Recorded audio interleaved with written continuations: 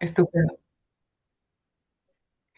Muy bien, pues muy buenos días a todos. Yo soy Gemma Isos del Hospital Trueta de Girona y hoy tengo el placer de moderar la sesión. Hoy contamos con la participación de nuestra ponente, que es Eva Jiménez, que es residente del cuarto año del Hospital Trueta, y nos presentará la sesión titulada de trauma mesentérico y del intestino delgado, pistas radiológicas para evitar fallar en el diagnóstico. Nos acompañan también los expertos en el tema, que es la doctora Milagros Martí, de Radiología de Urgencias del Hospital de la Paz de Madrid, la doctora Ana Blanco, de Radiología de Urgencias del Hospital Morales Mese de Murcia, y el doctor Gorka Arenaza, de Radiología de Urgencias del Hospital de Donosti. La directora del tema es Ángeles Franco, del Servicio de Radiología del Hospital de Vinalopó, en Alicante. Y antes de comenzar, le recordamos que las preguntas y los comentarios deben enviarse únicamente por escrito, ya sea a través del chat o mediante la pestaña de preguntas y respuestas. No la participación oral de la audiencia durante la sesión, ¿de acuerdo? Entonces, ya sin más, damos paso a Eva para que inicie su presentación. Por favor. Gracias, Gemma. Pues yo soy Eva Jiménez, como ya me han presentado, R4 del Hospital Trueta de Girona, y hoy vengo a hablar sobre el traumatismo mesentérico intestinal. Los objetivos de este póster es ilustrar todo el espectro de lesiones mesentéricas e intestinales en pacientes que han sufrido un traumatismo abdominal cerrado, hablar de los hallazgos radiológicos clave que nos van a ayudar a identificar estas lesiones y saber diferenciar entre los signos duros, que son aquellos que van a requerir de la parotomía exploradora, y de los signos blandos, que son aquellos que pueden manejarse con tratamiento conservador. Y también lo que quiero es resaltar la necesidad de la vigilancia clínica y radiológica estrecha en pacientes que presenten, por ejemplo, signos equívocos en el TAC inicial o que presenten en un empeoramiento clínico. El objetivo del radiólogo es mantener siempre una actitud proactiva de cara a tener un alto índice de sospecha para poder identificar estas lesiones y que no pasen desapercibidas, mejorando así el pronóstico clínico de los pacientes. Como ya hemos hablado en la introducción, estas lesiones son las que más frecuentemente pasan inadvertidas en el contexto de un paciente politraumático. Son lesiones infrecuentes y los hallazgos radiológicos suelen ser sutiles y inespecíficos. Y además, como estamos poco familiarizados con estas lesiones, en el contexto caótico de un paciente politraumático suelen pasar muchas veces desapercibidas. Tenemos aquí, por ejemplo, un paciente que presentaba otras lesiones traumáticas y nos pasó desapercibido esta pequeña burbuja de neumoperitoneo que presentaba aquí, por ejemplo, en hipogastrio, con un poco de líquido libre entre asas. Son hallazgos sutiles, como podemos ver, pero traducían una perforación intestinal en este paciente que se descubrió ya en quirófano. Es muy importante que tenemos que saber que existen lesiones que van a ser quirúrgicas, que por ejemplo son los defectos que afectan todo el grosor del asa, laceraciones mesentéricas, isquemia intestinal, sangrados activos a nivel del mesenterio o por ejemplo avulsiones mesentéricas. Y por otro lado tenemos las lesiones no quirúrgicas, que van a ser defectos de grosor parcial, hematomas intramurales que no estén sangrando, contusiones murales o mesentéricas, o por ejemplo hematomas mesentéricas, eso que no tengan un foco de sangrado activo. Vamos a tener que saber que la mayor parte de las lesiones que nos vamos a encontrar van a ser no quirúrgicas y van a ser manejadas con manejo conservador y van a ir bien. Pero es muy importante que aprendamos a diferenciar las lesiones quirúrgicas. Como ya hemos dicho, retrasos cortos en el diagnóstico pueden implicar complicaciones muy graves debido a hemorragia, la peritonitis o la sepsis intraabdominal. Es por eso que tenemos que familiarizarnos con ellas y aprender a identificarlas cuanto antes mejor. Aquí tenemos otro ejemplo de un paciente politraumático en el que veíamos hemoperitoneo difuso, que se acumulaba aquí, por ejemplo, en el espacio subhepático y un poco por la gotiera parietocólica izquierda. En el TAC inicial, la verdad es que pasó desapercibida esta contusión en el ángulo esplénico del colon y a las 6 horas el paciente empeoró clínicamente, por lo que se realizó un TAC de control urgente donde se vio un foco de sangrado activo justo en esta localización. El paciente fue mandado al DIVAS y se embolizó el foco de sangrado y el paciente ya evolucionó bien. El mecanismo patológico en estas lesiones, tenemos que saber que los vamos a encontrar normalmente en accidentes de alta energía y normalmente la persona que se ve afectada es el copiloto que lleva el cinturón de seguridad puesto. Existen también otros mecanismos que pueden causar estas lesiones, como es, por ejemplo, un traumatismo contra el manillar de la bicicleta, caídas de altura elevada, asaltos con, por ejemplo, armas, bueno, heridas de arma blanca y, por ejemplo, lesiones deportivas. Los mecanismos que causan estas lesiones están muy bien descritos y vienen a ser la compresión, mecanismos de aceleración, desaceleración y, por ejemplo, el aumento de presión intraabdominal que puede causar perforaciones intestinales. Como ya hemos dicho, recalcar que son lesiones infrecuentes, que las vamos a encontrar entre el 1 y el 3% de pacientes con traumatismo abdominal cerrado y que este tipo de pacientes va a presentar generalmente otras múltiples lesiones de órganos sólidos, por lo que tenemos que irlas a buscar activamente. Normalmente los sitios que se ven afectados son los puntos de fijación, es decir, los puntos en los que las estructuras retroperitoneales que son fijas pasan a ser intraabdominales y por tanto móviles. Estos puntos son el ángulo de Treitz, es decir, la flexura duodeno-yeyunal, la válvula iliocecal y la unión rectosigmoidea.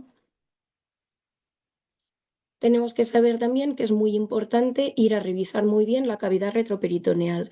Y eso es así porque cuando los cirujanos entran y hacen la laparotomía exploradora, exploran únicamente la cavidad intraperitoneal. Y si nosotros no les decimos activamente que también hay lesión de estructuras retroperitoneales, como viene a ser, por ejemplo, el duodeno, el páncreas o que esté afectada la raíz del mesenterio, ellos no lo van a ver. Tenemos aquí, por ejemplo, un caso en el que existía un engrosamiento mural de todo el duodeno, existían defectos murales lineales aquí en la tercera, cuarta porción duodenal, lo atribuimos a pequeñas laceraciones, y la cabeza, el cuerpo pancreático se veía aumentado de tamaño con una captación heterogénea que atribuimos a contusión pancreática. Paciente, como ya hemos dicho, puede coexistir con otras lesiones, como por ejemplo esta fractura de la columna dorsolumbar por distracción, que pueden hacer que no nos fijemos en el resto de estructuras de la cavidad intraabdominal. Otro ejemplo de lesión de una estructura retroperitoneal, como es por ejemplo el páncreas, en el que veíamos la cabeza aumentada de tamaño, con una captación heterogénea y veíamos cómo el líquido se distribuía por la fascia pararrenal anterior derecha. Esto traducía una pancreatitis postraumática. Como vemos el paciente presentaba también laceraciones hepáticas y existían signos indirectos de lesión intestinal, como es el engrosamiento de estas asas con pequeñas láminas de líquido entre las hojas peritoneales. Entonces, ¿cómo se diagnostican estas lesiones? Lo más importante es realizar una buena historia clínica, es decir, los cirujanos aquí juegan un papel muy importante y nos tenemos que fiar mucho de su exploración física y nosotros la vamos a diagnosticar con el TAC con contraste endovenoso. El TAC tiene una alta especificidad para la detección de estas lesiones, hasta un 97%, pero la sensibilidad para detectarlas es moderada, de un 68%. Se ha visto que el añadir contraste oral no nos aporta valor diagnósticos, por lo que, por ejemplo, en nuestro centro no se hace. Y lo que tenemos que saber del ATAC es que lo que nos va a ayudar es a diferenciar las lesiones que necesiten de intervención quirúrgica urgente. Y para ello lo que tenemos que saber es que van a existir signos duros, que son los que van a implicar que el paciente tiene que ir urgentemente a la parotomía exploradora, que estos signos son muy específicos pero poco sensibles, de los signos blandos, que van a ser signos muy sensibles, que nos los vamos a encontrar en muchos pacientes y que ellos de por sí no van a implicar la necesidad de realizar la parotomía exploradora. Normalmente se manejan con manejo conservador, pero sí que es verdad que cuantos más signos blandos tengamos, más riesgo de que exista una lesión mesentérica o intestinal subyacente que sea significativa. Es por ello que en pacientes que únicamente presenten signos blandos, lo que vamos a tener que hacer es realizar una vigilancia clínica estrecha y control por imagen si este empeora. ¿Cuándo es necesario repetir el TAC? Pues como ya hemos dicho, la sensibilidad del TAC es baja para la detección de estas lesiones y además hay un riesgo muy elevado en caso de que estas lesiones pasen desapercibidas porque aumenta la morbimortalidad de estos pacientes. Vamos a mantener una vigilancia clínica estrecha y vamos a hacer control por imagen. Los pacientes que se van a beneficiar más de este tag de control van a ser aquellos en los que persista una sospecha clínica de que exista una lesión mesentérica o intestinal subyacente, pacientes que en el TAC inicial presenten estos signos blandos o en pacientes evidentemente con un bajo nivel de conciencia en los que no podamos realizar vigilancia clínica. En todos estos casos, el realizar un TAC de control lo que va a hacer va a ser mejorar la sensibilidad para la detección de estas lesiones, subiendo hasta un 92%, y va a aumentar también el valor predictivo negativo hasta un 95%. Típicamente se dice en la literatura que se debe realizar aproximadamente a las 12-24 horas después del TAC inicial, pero lo que hemos visto y lo que se va diciendo también ahora en la literatura más reciente es que debe hacerse cuando el paciente empeore.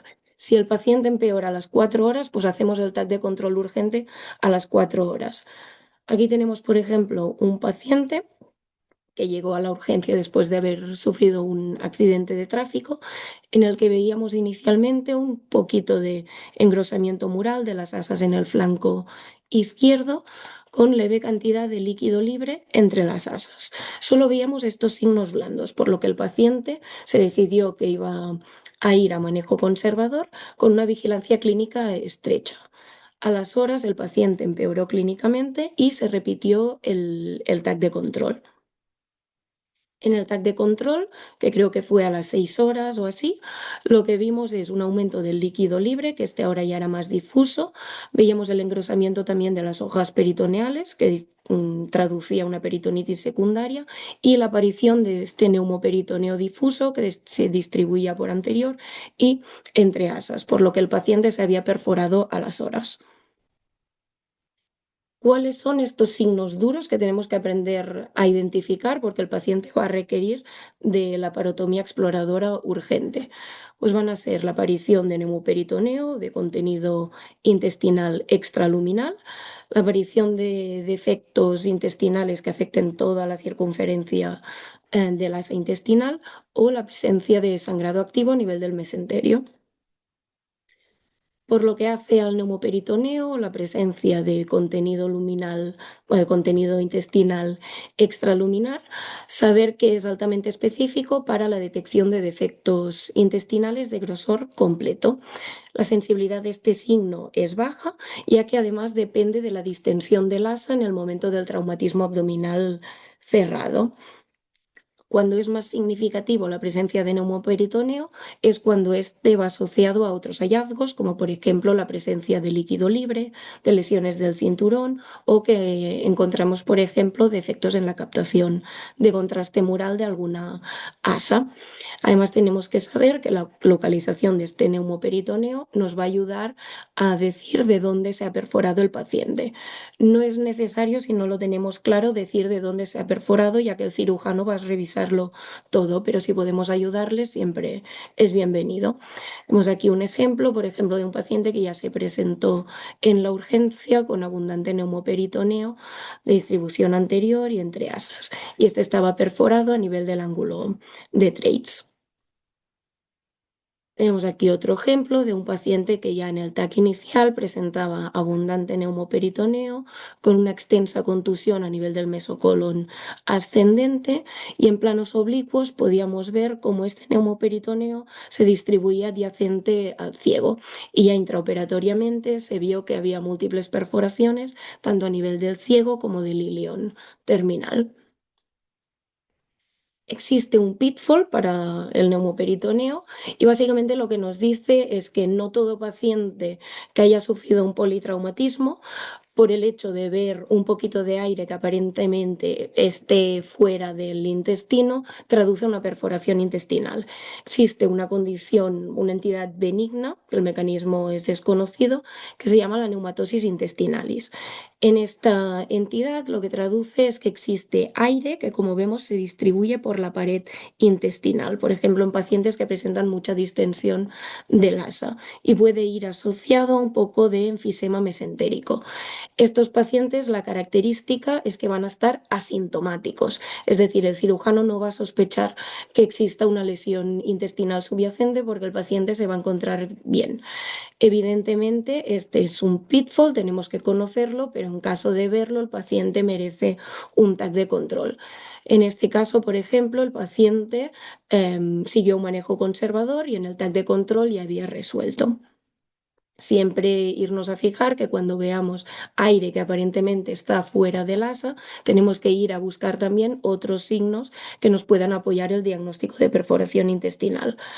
Lo que hace patológico la neumatosis es cuando vemos también aire portal, que haya una disminución de la captación mural del asa o que esté afectado el intestino delgado en lugar del colon y evidentemente que el paciente presenta inestabilidad clínica. Defectos murales que pueden ir asociados a la salida de contenido intraluminal, que esto puede ser sutil o a veces incluso indetectable. Cuando esto es visible, lo que podemos ver es una solución de continuidad, como en este caso, que se veía un defecto en el borde mesentérico de la tercera porción duodenal con la salida de aire a su alrededor. Podemos ver también cambios abruptos en la captación de contraste del asa, que es lo que denominamos el Janus sign, que es lo que vemos, por ejemplo, en este caso. Vemos un asa que presenta un grosor determinado, un poquito engrosado respecto al resto de asas, y de manera abrupta vemos el cambio en la captación de contraste de esta asa. En estos casos puede ser difícil de identificar el asa hipocaptante, ya que como el paciente presenta abundante hemoperitoneo, estas pueden pasar desapercibidas y podemos pensar inicialmente que se trata de líquido, cuando es todo el asa que está hipocaptante. El hallazgo se confirmó intraoperatoriamente en el que vemos la sección intestinal con la avulsión mesentérica y todo el asa que se veía isquémica. Otro ejemplo de un paciente en el que veíamos este cambio abrupto en la captación de contraste del asa con un extenso segmento de asa parética de aspecto isquémico. Y el otro signo duro que tenemos que conocer es la extravasación de contraste activo al mesenterio, que va a traducir un sangrado activo. Sangrado activo lo podemos ver en el contexto de un hematoma mesentérico o como hemoperitoneo difuso. Vamos a requerir de distintas fases para ver cómo el contraste se va extravasando y reconstrucciones MIP, por ejemplo, en plano coronal o sagital, nos van a ayudar a identificar de dónde proviene este sangrado. Tenemos aquí otro ejemplo de un paciente con una contusión en mesogastrio, abundante hemoperitoneo y vemos claramente el foco de sangrado activo al mesenterio. Este caso nos sirve para ilustrar que no nos debemos dar por satisfechos al ver un sangrado. Es decir, el paciente presentaba un hematoma mesentérico aquí a nivel de mesogastrio con unos focos muy llamativos de sangrado activo, pero siempre tenemos que ir a buscar más. El paciente presentaba la lesión del cinturón, otras lesiones asociadas, por ejemplo, como una hernia traumática o una fractura de columna, y ajustando la ventana veíamos que presentaba pequeñas burbujas de neumoperitoneo que de no haberlas ido a buscar hubieran pasado desapercibidas. El paciente, por lo tanto, además del sangrado activo, estaba también perforado. Otro ejemplo de pacientes con contusiones en el mesosigna, con extravasación activa del contraste. Y otro caso en el que veíamos también pequeñas burbujas de neumoperitoneo que, como podemos ver, son muy sutiles, pero nos deben saltar la alarma e identificar rápidamente que aquí hay una perforación intestinal que puede pasar desapercibida. Hemos estado hablando de pacientes que han sufrido un accidente de tráfico, que va a ser el contexto que más frecuentemente nos vamos a encontrar en la urgencia, pero tenemos que saber que existen otras causas, como por ejemplo las heridas de arma blanca. En estos casos, lo que tenemos que irnos a fijar es en el trayecto del arma. Como vemos, tenemos la trabeculación de la grasa subcutánea que nos va a guiar y nos va a llevar allí donde se encuentre la lesión. En este caso, el paciente ya presentaba de entrada un hematoma mesentérico con un pequeño foco de sangrado activo y veíamos también sangrado endoluminal. El asa adyacente a todo este sangrado se presentaba una disminución de la captación mural respecto al resto de asas, por lo que se trataba de una perforación intestinal contenida que se visualizó en quirófano. Y ya terminando los signos duros, que son aquellos que tenemos que aprender a identificar rápidamente porque el paciente requiere de la parotomía exploradora, pasamos a los signos blandos, que estos van a ser los que más frecuentemente nos vamos a encontrar en los pacientes politraumáticos. De por sí no implican la necesidad de llevar el paciente a quirófano, pero sí que es verdad que nos deben poner en alerta, ir a descartar que no exista ningún signo duro y mantener una vigilancia clínica estrecha y realizar un control por imagen si lo vemos necesario. Entre ellos tenemos el engrosamiento mural, la trabeculación de la grasa mesentérica, la presencia de líquido libre entre asas o entre las hojas del mesenterio y defectos en la captación mural del asa y también la irregularidad de la vasculatura mesentérica. Por un lado tenemos el engrosamiento mural de las asas. Este va a ser significativo cuando sean más de 3 milímetros. Vamos a ver que esto lo vamos a encontrar muy frecuentemente en los politraumas y esto puede traducir tanto contusiones murales como hematomas, como incluso isquemia en el contexto clínico adecuado y cuando ésta se asocia a lesión mesentérica. Es un signo que, como ya hemos dicho, no es para nada específico porque además lo podemos encontrar, por ejemplo, por el simple hecho de la contracción fisiológica de las asas intestinales o en el shock bowel si este engrosamiento es difuso. Es muy inespecífico y únicamente nos va a llamar la atención cuando vaya asociado a otros signos, como por ejemplo la presencia de líquido libre. En este caso, como vemos, el paciente presentaba también una laceración hepática, por lo que el hemoperitoneo muchas veces tendemos a pensar que se atribuye a esta laceración y ya no buscamos nada más. La presencia de líquido libre. Este va a ser el signo que más nos vamos a encontrar en los pacientes politraumáticos. Para evaluar el líquido, lo que vamos a tener que tener en cuenta es la atenuación de este y la distribución. Evidentemente va a ser mucho más relevante un líquido que sea alto en densidad, por lo que traduce hemoperitoneo, y va a ser mucho más significativo cuando no exista una lesión de órgano sólido que lo justifique. Y por otro lado, va a ser también muy importante fijarnos en este líquido e ir a revisar todo el paquete intestinal cuando éste se meta entre asas o cuando entre por las hojas del mesenterio, adoptando esta morfología poligonal.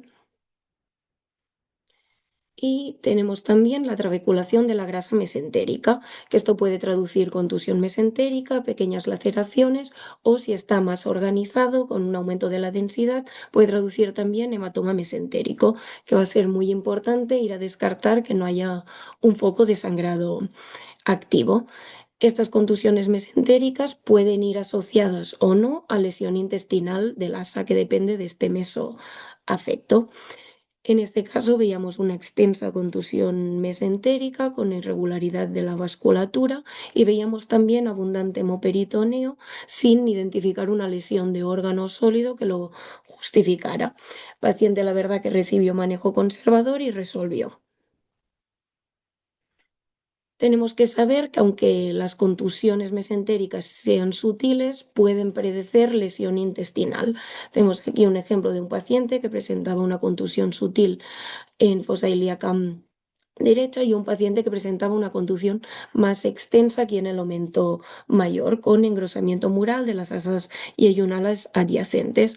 En este caso, el paciente empeoró clínicamente, por lo que se repitió un TAC de control y el paciente se había perforado en este TAC de control. Como ya hemos ido diciendo, cuando el mesenterio está afectado, es muy importante ir a revisar todas las asas y en concreto aquellas asas que dependan del mesenterio afecto, ya que su vascularización puede estar comprometida y el asa puede verse isquémica. Aquí tenemos un ejemplo claro en el que se ve una extensa contusión mesentérica y en porciones más caudales el asa que dependía de este meso, como vemos aquí, presentaba un aspecto parético parético, hipocaptante, que se dio de isquemia. El paciente fue llevado a la parotomía exploradora y se confirmó la isquemia de esta asa intestinal.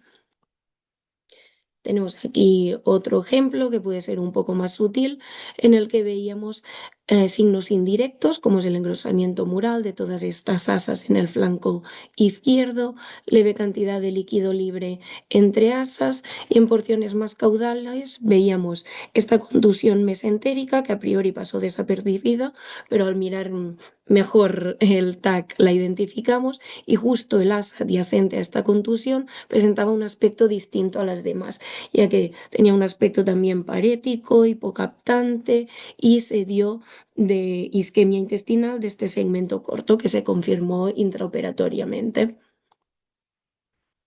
Y por último, otro ejemplo de un paciente con una contusión mesentérica extensa que presentaba también otros signos indirectos como la presencia de líquido libre, asociaba también la lesión del cinturón típica que nos debe alertar e ir a buscar muy bien este tipo de lesiones. Presentaba también fractura de columna y veíamos en pelvis una asa que también presentaba la hipocaptación mural que le daba este aspecto isquémico que se confirmó intraoperatoriamente. Por lo que hace al realce mural, tenemos que saber que este siempre debe compararse con el resto de asas. Se trata de un hallazgo subjetivo, ya que al final nos tenemos que ir a fijar en el resto de asas y comparar. Normalmente, defectos en la captación mural suelen traducir isquemia. Generalmente pasa esto cuando existe una lesión mesentérica, ya que se ha visto afectada la vascularización del asa, se ha visto comprometida, por lo que el segmento que se ve hipocaptante suele traducir isquemia con altos valores de especificidad. Sin embargo, cuando el asa sufre una contusión, es decir, que esta área sea un área de contusión isquémica, también se ve hipo. Es por eso que no se considera un signo duro, sino que se considera un signo blando. Y estos pacientes van a ser los que más se van a beneficiar de un control estrecho y de una vigilancia clínica estrecha, ya que en muchos casos se trata de segmentos isquémicos que, si no nos mantenemos alerta y hacemos el TAC de control, se nos van a perforar y va a pasar desapercibido con consecuencias fatales. Y tenemos un ejemplo de un paciente politraumático, se presentó en la urgencia, tenía este engrosamiento de toda la asa yeyunal, un segmento de aproximadamente 2 centímetros con un defecto de la captación mural, y a las horas el paciente empeoró clínicamente, creo que fueron aproximadamente unas 6 horas, se repitió el TAC de control y había aumentado el líquido libre, presentaba también engrosamiento de las hojas peritoneales y había aparecido ya neumoperitoneo justo en esa zona en que el paciente presentaba el defecto de captación mural. Por otro lado, tenemos, por ejemplo, este paciente que se presentó inestable en la urgencia, por lo que fue directamente a la parotomía exploradora. Ya cuando estaba estable, veíamos el packaging abdominal, se realizó el TAC de control y lo que vimos fue una lesión traumática de la segunda y tercera porción duodenal. Veíamos estos defectos de captación mural que eran sutiles, pero en otros planos parecía incluso que había una solución de continuidad mural y había todo un hemorretroperitoneo que lo contenía. Este paciente, como estaba estable en ese momento, se decidió manejo conservador, se repitió el TAC de control a los días y lo que podíamos ver es que este duodeno no presentaba ninguna solución de continuidad y el paciente seguía estupendo. Tenemos otro ejemplo de paciente con una extensa contusión en el mesocolon ascendente, con irregularidad de la vasculatura mesentérica, en el que veíamos que esta asa de ilion terminal presentaba un aspecto distinto a las demás. Nosotros escribimos el informe, explicamos que esta asa nos parecía que presentaba hipocaptación mural. Sin embargo, los cirujanos decidieron manejo conservador porque el paciente estaba estable, y en el TAC de control al día siguiente, la verdad que la contusión había disminuido y el asa ileal presentaba ahora un aspecto normal. Esto lo que nos traduce es que los defectos en la captación mural no son de por sí un signo duro, sino que se consideran en la literatura un signo blando. Y esto es así por estos ejemplos que hemos ido viendo. Es verdad que muchas veces el ASA va a estar isquémica y si el paciente clínicamente está mal, va a ir a la parotomía exploradora muchas veces, pero radiológicamente hablando no podemos ser contundentes y no podemos afirmar que esta asa está isquémica, sino que se debe valorar la opción de que sea simplemente una contusión mural y que puede resolver con manejo conservador. Decimos aquí, se considera un signo blando y es muy importante la correlación clínica.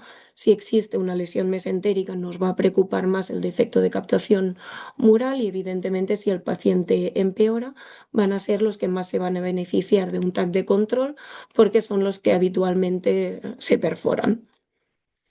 Y por último, la irregularidad de la vasculatura mesentérica, que como hemos ido viendo, cuando existe una lesión mesentérica, siempre ir a revisar muy bien todas las asas intestinales que dependen de este mesoafecto. Y en este caso veíamos un extenso segmento de asa ileal que presentaba hipocaptación mural y en este caso el paciente fue directo a la parotomía exploradora, se confirmó la isquemia y se resecó. Como ya hemos hablado en la introducción y ya para terminar este póster, hablar que existen lesiones asociadas a este tipo de lesiones. Es decir, cuando veamos lesiones del cinturón, que es toda esta trabeculación de la grasa subcutánea a nivel de las crestas ilíacas, cuando existan hernias lumbares traumáticas o fracturas de la columna dorsolumbar, nos tiene que alertar y tenemos que ir a buscar activamente lesiones mesentéricas e intestinales para que éstas no pasen desapercibidas. Y ya para concluir, volver a decir que las lesiones mesentéricas e intestinales son infrecuentes, pero que son amenazantes para la vida del paciente y que suelen pasar desapercibidas en el contexto de paciente politraumático. Jugamos un papel muy importante en la detección precoz de estas lesiones y esto influye directamente en la mortalidad de estos pacientes. Volver a repetir que los signos duros van a implicar la parotomía exploradora urgente, mientras que los signos blandos lo que es que nos dicen es que debemos mantener una vigilancia clínica estrecha y en caso de empeoramiento clínico repetir el TAC de control. Que si existen múltiples signos blandos, hay más riesgo de que exista una lesión significativa subyacente y lo mismo para las lesiones asociadas que acabamos de comentar, que si existen estas lesiones, ir a buscar activamente este tipo de lesiones porque muchas veces estarán presentes.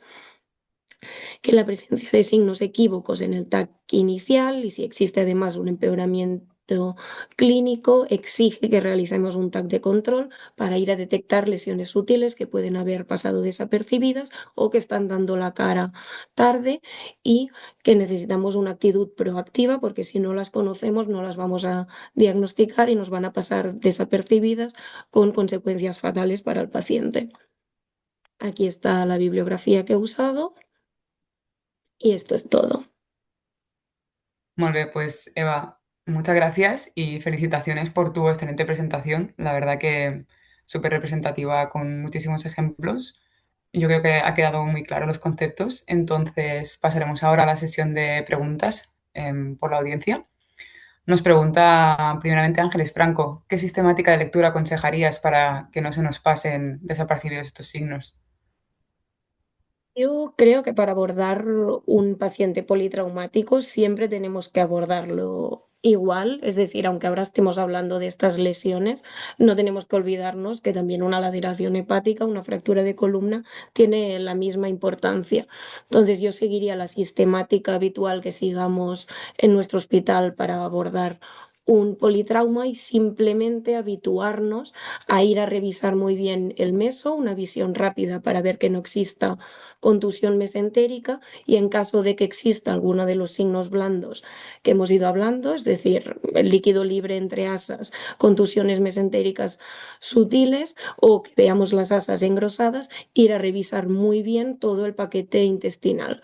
Porque yo, por ejemplo, he ido pasando a la residencia y las asas es algo que sí que lo miras rápido, pero nunca te detienes a ello en un paciente politraumático. Yo creo que es muy importante recalcar que si existen estos signos, sin volvernos locos, ir a revisar muy bien todo el paquete intestinal por si existe, por ejemplo, algún asa que presente una captación distinta o que no haya pequeñas burbujas de neumoperitoneo que así en un vistazo rápido puedan haber pasado desapercibidas. Ujú.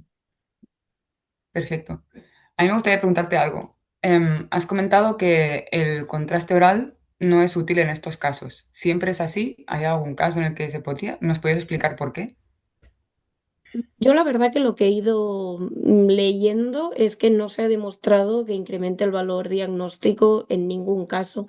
Evidentemente siempre debe haber excepciones, pero en un paciente politraumático ya te ha demostrado la literatura que no sirve, no incrementa el valor diagnóstico, entonces yo creo que es más importante tal vez realizar distintas fases de cara al sangrado, es decir, tener una fase arterial y una fase venosa que no empezar a darle contraste oral en un paciente que además puede tener disminuido el nivel de conciencia o vete tú a saber.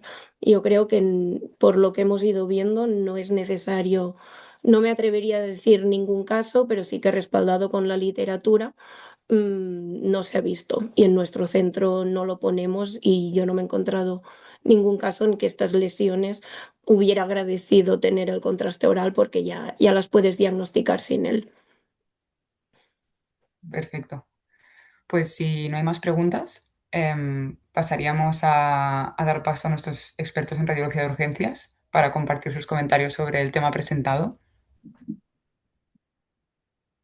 Pues ¿No? no, bueno, adelante. Venga, No sé cuál es empiezo el yo. orden que tenéis. ¿Qué es el primero? No, no, ¿Tienes no. algo? Pues, Veía que sí, no pues nos mira, lanzábamos, digo, venga, voy a empezar. Bueno, lo primero, felicitar a Eva, me ha encantado la sesión.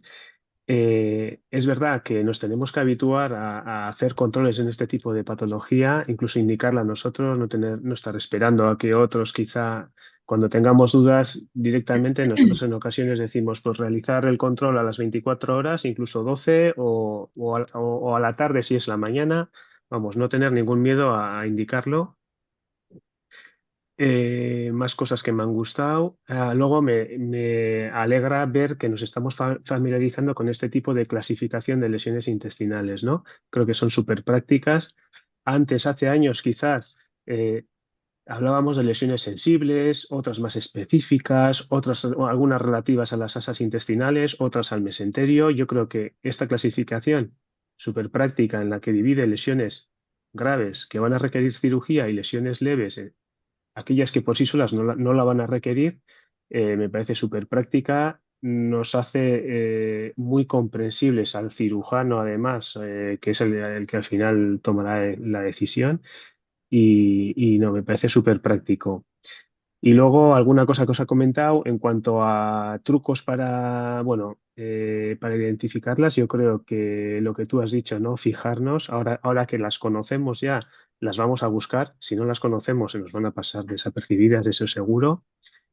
A mí las asas me gusta siempre verlas en coronal. Creo que si hacemos un barrido coronal y incluyendo las dos fases, la arterial y la venosa, porque la arterial a veces cuando hay una diferencia de captación de asas la va a hacer más evidente, pues me parece un truco que bueno, a mí me suele ayudar. No sé el resto qué opináis. Sí, Sí. yo también, vamos, bueno, enhorabuena, Eva, preciosa presentación. Y igual, es verdad, siempre reconstruir en planos, en multiplanares, plano coronal ayuda mucho. Muchas veces a lo mejor vamos rápido ahí sobre los axiales. Cambiemos siempre la ventana, siempre, siempre, ¿vale? Ventanas de pulmón, ventanas de hueso para detectar pequeñas burbujas, porque en la ventana de partes blandas nos podemos tragar pequeñas burbujas de aire, porque nos ha pasado. Y bueno, esos serán así como mis dos cositas, ¿no? Para cuando estamos viendo, no lo olvidemos, la reconstrucción SMIP, que las has mencionado también para los vasos mesentéricos y los sangrados que ayudan. Es verdad que, por ejemplo, la disrupción o irregularidad de vasos mesentéricos dicen que es un signo blando, efectivamente, en ese momento, pero ya cuando ves algo así, podemos esperar que a lo mejor vaya a hacer una lesión isquémica de ese intestino en unas horas. Y luego también en cuanto al control, totalmente de acuerdo en que debemos nosotros estar por delante. Incluso has mencionado que, bueno, que con el empeoramiento clínico, hace unos años la Sociedad Internacional de, ¿no?, la WESES de cirujanos de emergencias publicaron en sus guías que el control por TAC en los pacientes en los que existe sospecha porque tienen signos blandos o en aquellos que están inconscientes y en los que la exploración clínica no es, digamos, no se puede realizar de forma adecuada, y que el TAC debería realizarse a las 6 horas, decían ellos en sus guías. Además lo ponían así, con una recomendación de alta, o sea, de alta, ¿no? Eh, entonces, yo creo que debemos tenerlo un poco ahí, eso, ¿no? Si no son las 6 horas, al menos entre las 6 y las 12 horas en este tipo de pacientes. Porque el empeoramiento clínico, por ejemplo, a veces es simplemente el dolor abdominal que tienen los pacientes, pero si tienen otro tipo de contusiones, les va a doler la tripa. Y luego, por ejemplo, no sé si la experiencia del resto, pero a veces la analítica no se altera claramente en las primeras horas, ¿vale? O sea, el empeoramiento de la analítica viene después. La leucocitosis no es algo que ahora se habla más que si a lo mejor en vez de, por ejemplo, la leucocitosis y la PCR, la procalcitonina, en fin, yo creo que ahí debemos estar nosotros, antes lo ha dicho Mila también, digamos, cuidado, tenemos esto, vamos a hacer un control. Si estamos esta mañana, lo hacemos esta tarde. Si estamos esta noche, lo hacemos a primera hora de la mañana. ¿Vale? Dejemos un tiempo corto. Ya os digo que los cirujanos ponían 6 horas en sus guías. Y ese era un poco Sí. mi comentario. Yo estoy completamente de acuerdo. En primer lugar, también quiero felicitar a la ponente. Ha sido una presentación estupenda.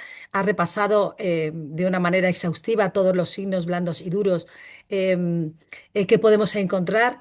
Y me gustaría insistir en dos cosas. Una, que ella también lo ha dicho, pero quiero recalcarlo. Desde luego, es verdad que los signos blandos por sí solos no van a indicar cirugía, pero claro, el acúmulo de muchos signos blandos aumenta la probabilidad de que aquello tenga una lesión que nos estamos tragando porque no la estamos viendo. Seguro que hay una burbujita que no hemos visto. Y ahí está, incorporar en la sistemática no solo la reconstrucción coronal, que por supuesto estoy completamente de acuerdo con Gorka en que hay que hacerlo porque te da una visión más global de las asas, sino también verlo con ventana de parénquima pulmonar, porque eso te va a permitir identificar pequeñas burbujas que de otra manera pasarían desapercibidas. De hecho, en relación con las guías estas de Waze que dice Ana, que tienen los cirujanos, ellos usan unos scores a veces en los que efectivamente la presencia de varios signos blandos te dice que la probabilidad de que ese paciente vaya a requerir cirugía es muy alta, sin necesidad siempre de esperar a que aparezcan burbujas, a que aparezca defecto en la pared o a que aparezca un sangrado activo, porque es que seguro que va a aparecer. Y también insistir en la importancia de ir por nosotros por delante, de serlos nosotros los que recomendemos o incluso llamemos diciendo, oye, a este paciente, bueno, recomendemos en el informe, a este paciente hay que hacer, sobre todo cuando hay muchos signos blandos, a este paciente o lo metes en quirófano o le hago un control en 4 o 6 horas, porque seguro que van a aparecer neumoperitoneo que antes ha pasado desapercibido. Quería preguntar, sí, que especifiques un poquito más, en estos pacientes que tienen neumatosis intestinal, que puede hacernos equivocarnos, igual que cuando hay un gas properitoneal o preperitoneal, que no es un neumoperitoneo, eh, que tenemos que buscar otros signos de que hay lesión intestinal. Una neumatosis intestinal, en principio, no va a asociar nunca líquido libre. Una neumatosis intestinal de estas benignas no va a asociar líquido libre, mientras que si fuera un neumoperitoneo, pues sí lo asociaría, ¿no? No sé si estás de acuerdo con nosotros o no. Sí, o sea, básicamente es eso. A nosotros lo que nos llamó la atención de este signo es que justo yo realizando el póster vimos dos pacientes politraumáticos que se presentaron igual, asintomáticos, y lo único que presentaban era este signo. Tenían el aire en la pared con un poco de enfisema mesentérico, que la verdad que yo misma, que estaba puesta en el tema, empecé a pensar si no podía traducir algún tipo de lesión que se nos estaba pasando desapercibido, pero básicamente guiándonos con lo que hemos ido diciendo y lo que ahora se ha comentado, como no tenía líquido libre, no había tampoco trabeculación de la grasa mesentérica y lo más importante, el paciente estaba sintomático, lo dejamos descrito, manejo conservador y resolvió sin hacer nada, ya que en el TAC de control el paciente ya ni presentaba estos signos. Yo creo que lo más importante es ver siempre el paciente en conjunto y si presenta varios signos, pues siempre tener el índice de sospecha alto, apoyarnos en la clínica del paciente y siempre es eso, pasarnos un poco de pedir el TAC de control, de avisar y comentar el TAC con los cirujanos. Yo creo que nunca está de más plantear las dudas también en el informe y que se valore en conjunto si el paciente requiere o no de laparotomía exploradora. Muy bien, Esto. muy bien. Bueno, Pues una vez muchas más, gracias, chicos. felicitarte. Sí, Gracias. perdona, Gemma. Muchas gracias a todos por vuestros comentarios. Y ya para finalizar, daremos paso a la directora de la sesión, a Ángeles Franco, para que nos ofrezca un breve resumen de los mensajes principales de la presentación y nos haga una despedida.